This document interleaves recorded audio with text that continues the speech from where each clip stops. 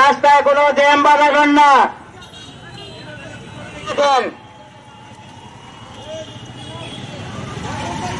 প্রাঙ্গনে না রাখেন, মোটরসাইকেল গুলো শহীদ মিনারের প্রাঙ্গনে গিয়ে রাখেন।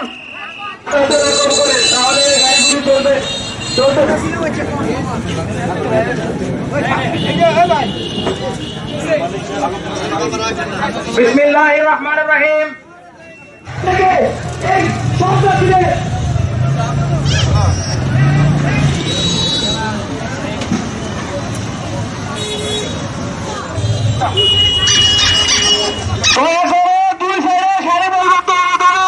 রাস্তার দুই প্রান্তে সারিবদ্ধ হয়ে দাঁড়ান।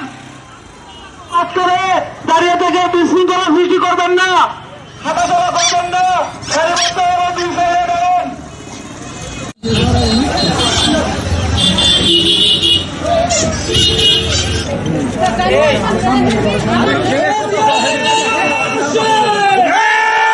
ঘোড়াশাল পৌরসভা মুক্তিযুদ্ধ প্রজন্ম দলের জনাব মোক্তার হোসেন সংগ্রামী উপস্থিতি, কৃষক দলের সম্মানিত সভাপতি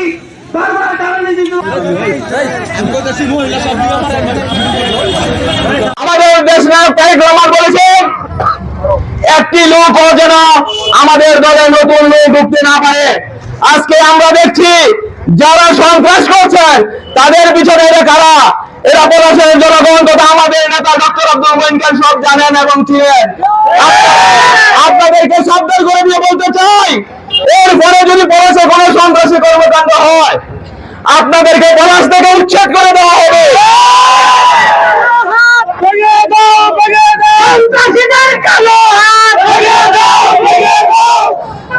আমরা ঘোড়াশাল পৌরসভাবাসী শান্তিপ্রিয়, আমরা চাই আমাদের নেতার আদর্শে পলাশ এবং ঘোড়াশাল শান্তিপূর্ণভাবে আমাদের যারা আছে, আমাদের দেশবাসী, আমাদের এলাকাবাসী, আমরা চাই আমাদের নেতা বারবার বলেন আমরা আইনের শাসন প্রতিষ্ঠা করব, আমরা আইনকে শ্রদ্ধা করব। আমি আমার এলাকাবাসীকে বলছি, আপনারা আমাদের স্যার যেহেতু আইনের শাসন প্রতিষ্ঠা করেন, আমরা আইনের শাসনকে আমরা পছন্দ করি। আপনারা শান্ত হন, আপনারা আইনকে হাতে নিবেন না, আপনারা শান্ত হন।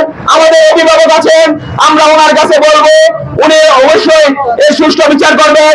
এবং আমাদের এখানে ইউনিয়ন প্রশাসন আছেন যিনি আমাদের পলাশের অভিভাবক, থানা আছেন, তাদের কাছে তাদের উদ্দেশ্যে আমরা মানববন্ধন করেছি।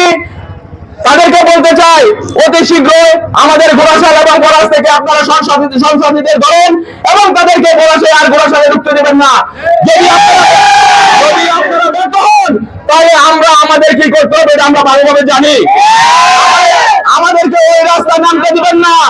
আমরা মঈন খান স্যারের আদর্শে বিশ্বাস করি, স্যারের যেহেতু আইনের শাসন বিশ্বাস করে, আমরা আইনের শাসন বিশ্বাস করি। আমরা এখন মানববন্ধন করব।